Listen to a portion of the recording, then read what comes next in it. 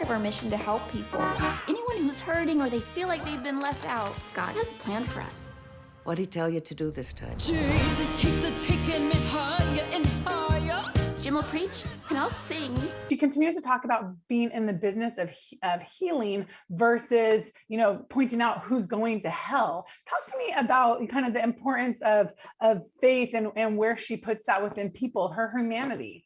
Well, a lot of the dialogue from the script actually came from things she actually said.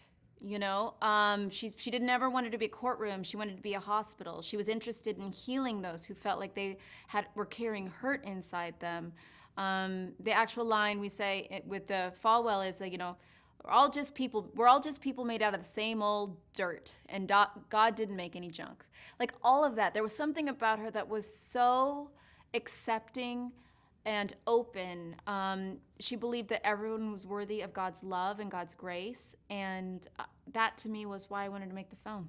You have been involved with the project for a long time since you saw the documentary, and I know that it was important for you to tell her story. Well, when I saw the documentary a decade ago, I realized, I was shocked by who she really was, by her compassion and her love, and I realized I didn't really know anything about her except for what the drama and the media sensationalism of the time.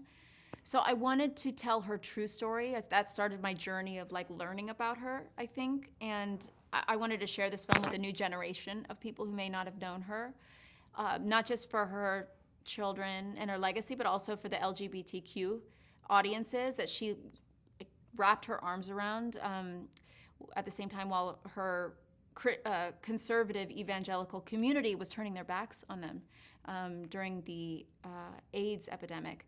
So for me, it was a very, very powerful story to tell.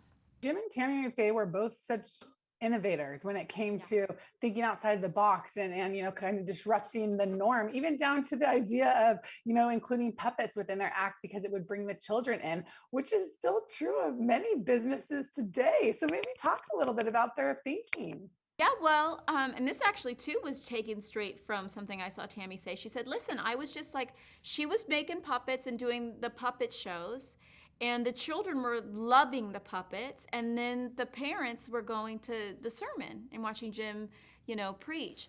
And she just kind of realized, well, soon we'll have our own church, because what we'll do is we'll bring in the kids, and then we'll bring in the families, and then, that's how we build something. She was so creative. She built 3 television networks. She wrote more than she wrote 4 books, and she recorded more than 20 albums. So she really accomplished a lot in her life. This is who I am.